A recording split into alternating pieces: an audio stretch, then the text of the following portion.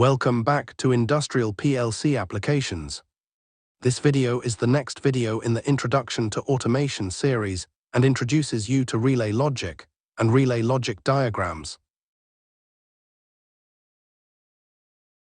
In this video, we are continuing our look at relays and relay logic. Understanding relays and their operation and logic is a core skill for electricians and will really help you when it comes to working with PLCs and PLC logic. In this video, we will be identifying relay logic diagrams, identifying some common relay logic symbols, and identifying key information on a relay logic diagram. This video will not list or go over every single relay logic symbol in use, because that should be an entire course rather than an introduction. This entire series is intended to introduce concepts that remain at the core of PLC logic and control. Relay logic has been around for more than 100 years. Early on, it became apparent that large applications needed some way of identifying the components being used, documenting how they were wired, and showing how they were interconnected to make the process work. And one of the weaknesses of relay logic is the Finkel malaise that can settle in. That fix it now, clean up later mindset may solve the immediate problem, but it always leaves a minefield behind. Before common standards were established, plants often developed their own methods for identifying components, documenting wiring, and representing how the system operated. As machines became larger and more complex, several cabinets might be required just to contain the relays and all that wiring. And troubleshooting became increasingly difficult, especially when every electrician had their own way of doing things. The picture you're looking at is only about 25 years old. Now, imagine being called in to troubleshoot this. Without a roadmap, good documentation isn't paperwork for paperwork's sake. It's a living document. It's a map that reveals the changes that have been made, both permanent and temporary. It's a safe guide into, and back out of, the minefield contributed to by all those changes.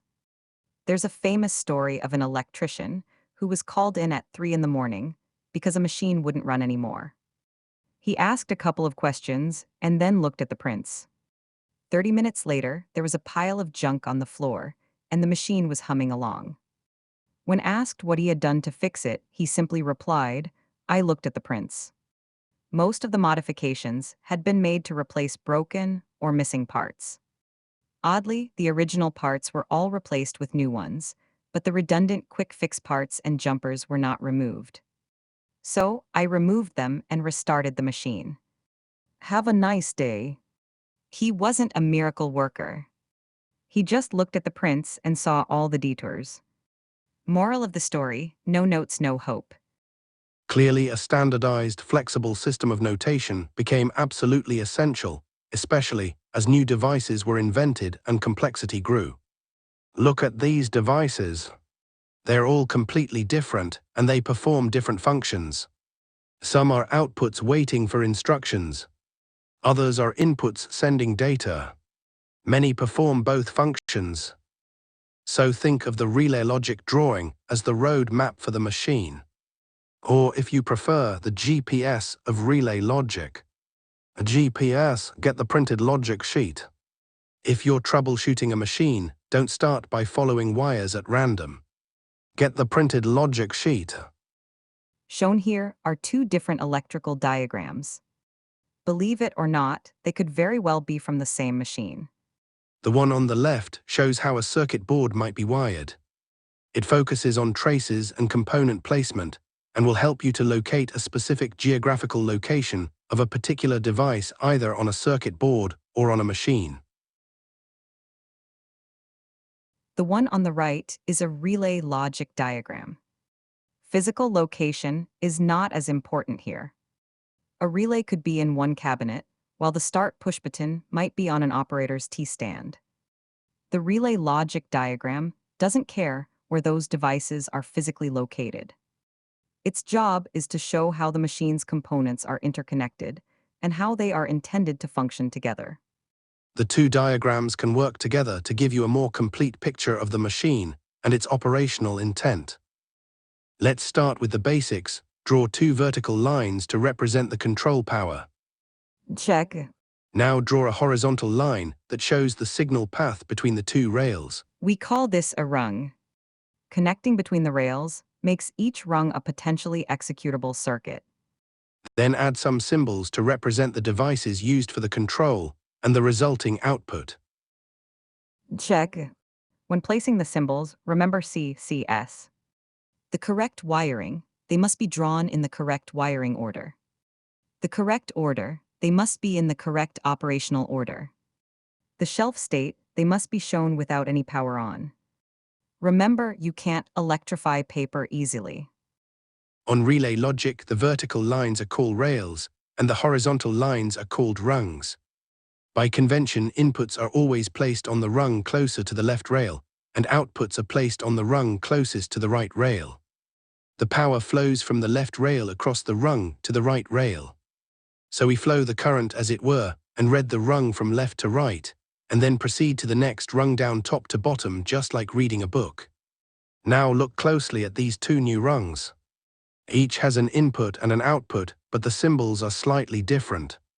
The first symbol on the second rung is a limit switch, with its actuator hanging below the rung. Beside it are the letters NOHC. The NO means normally open. This means the switch's contacts are open when the switch is in its shelf state. The HC means held closed. This tells us the switch is mounted in such a way that something must strike the actuator to close the contacts. When that happens, power can flow to the green pilot light, telling us that something has arrived. The next rung is similar, but look at the limit switch. This time it is resting on the rung, and it is marked NCHO. NCHO means normally closed, held open. Therefore, when nothing touches the actuator, the switch's contacts are closed, so the circuit is complete and the yellow pilot light is on. When an object strikes the switch, the contacts are forced open and the circuit is broken, so the light goes out.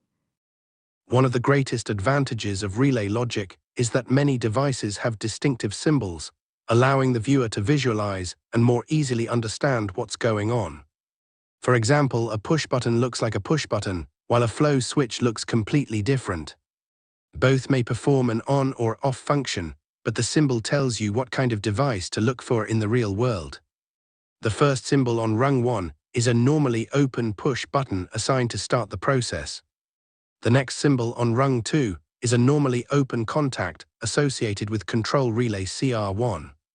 On rung 3 we have a flow switch, followed by a normally closed set of contacts associated to control relay CR3.